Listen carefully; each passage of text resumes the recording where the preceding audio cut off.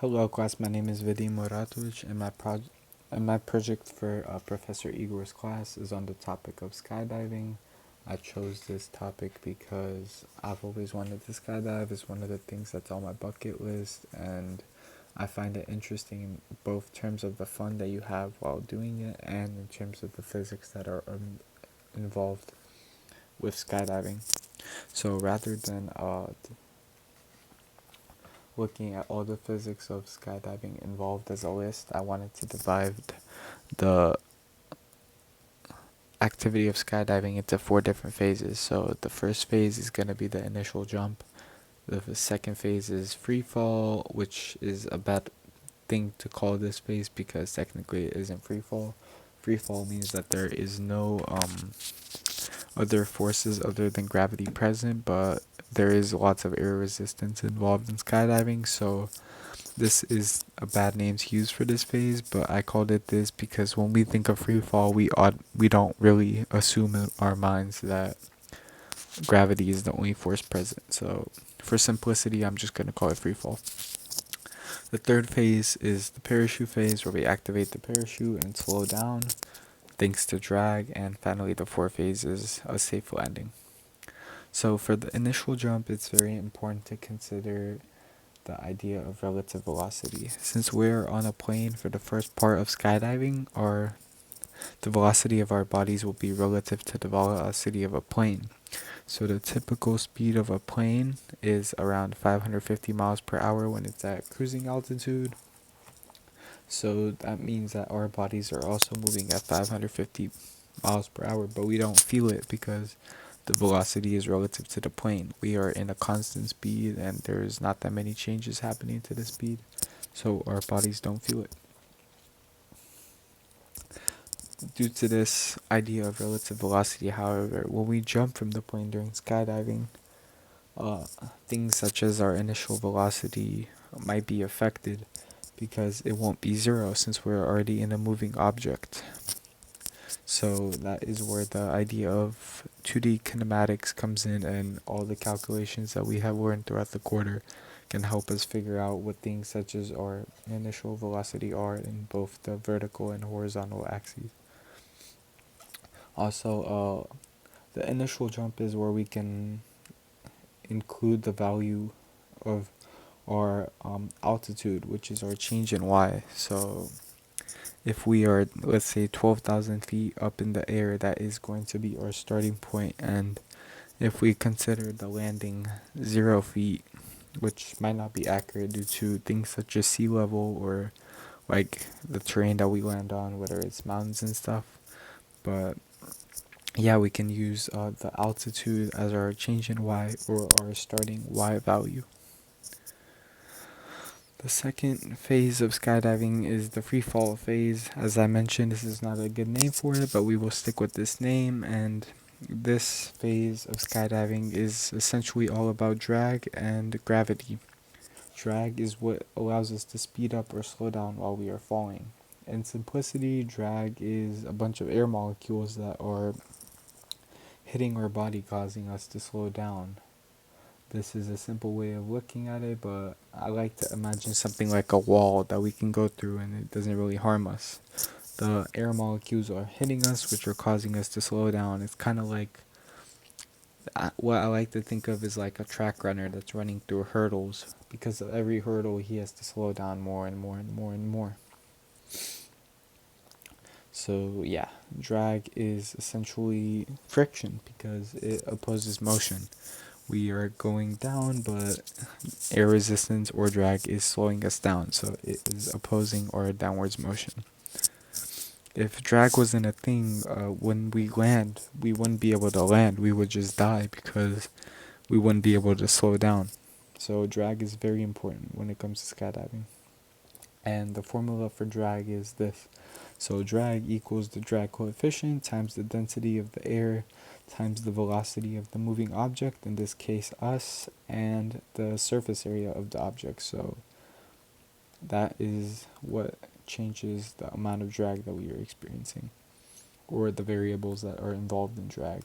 And then the thing while we are falling through the air in skydiving, another important force is the downwards force. So this is the actual motion, and this is very largely based on our weight. So it's easy to get weight and mass confused because in modern society they are very interchangeable terms, but in reality they mean two similar but completely different things. So weight takes into account our mass and the gravity. So our gravitational pull towards the center of the earth. That's what gravity is. So for instance, let's say I weigh 190 pounds. In order to get a proper weight estimate, we first have to convert the pounds into kilograms. So 190 pounds is approximately 86 kilograms, and you multiply that by the gravity constant on Earth at least, which is 9.8 meters a second squared, and we get that my weight is a force of 844.5 newtons. So yes, weight is not mass, weight is a force, and that is why its unit is a newton. However, when we are skydiving, we can't just consider my own weight. There is other factors. That's why it's important to know how to correctly identify your system and your surroundings when you're making something like a free body diagram. So, since the object of focus or the system in skydiving is the thing that's falling, it's important to consider that you're not the only thing that's falling. You also have to add the weight of your guide or your instructor if you have one that's falling with you. You have to include the weight of the parachute. And once you add up all of those things and multiply it by this 9.8 meters a second squared that's related to gravity, that is when you can get a correct weight. So, in an essence, weight is the downwards force when you're falling, and drag or air resistance is the upwards force, which is opposing your motion. So those are the two main forces that are involved when it comes to skydiving. The third phase is the parachute phase, and as the formula shows, surface area is very important in the drag formula because surface area has its own variable and it is multiplied by surface area in the formula. So surface area has a very big effect on drag. So obviously the greater the surface area, the greater the drag will be. And although this seems kind of counterintuitive, sorry, I have a bad cough, but although this seems kind of counterintuitive, since a greater surface area and something like a parachute will also slow us down, and velocity is very important when it comes to drag. It is the actual surface area outnumbers the velocity. So although we are slowing down when we are using parachute, so our velocity goes down, which might reduce our drag, the amount of surface area that we gain from a parachute is much larger, so it actually ends up increasing our drag when it comes to the final value. So, like I've already mentioned, and you could probably figure from common sense, surface area is very important when it comes to a parachute. And the reason why it's so important is because obviously it increases the drag, and due to this increase of drag, the our terminal velocity while we are falling in skydiving is greatly reduced when we activate a parachute. So when we are falling, we are constantly falling, and let's say from the moment we jump, we are falling downwards 0 meters per second, correct?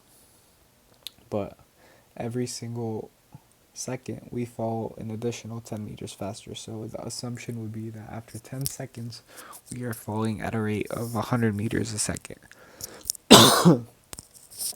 This is not a further assumption would be that after a minute you are falling at 600 meters a second. This isn't true because there is a concept or idea known as terminal velocity. So if we continue falling, eventually we will reach a max speed where we can't fall any faster.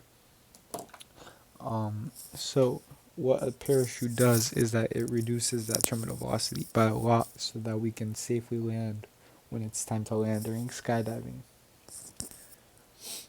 And by increasing the drag, this creates a balance between the gravity when we are falling and the drag, and it allows us to safely land. Finally, the fourth and final phase of skydiving, as I mentioned, is the landing. And when we land, we typically feel a force on our feet, and that's due to the impact that we have with the ground.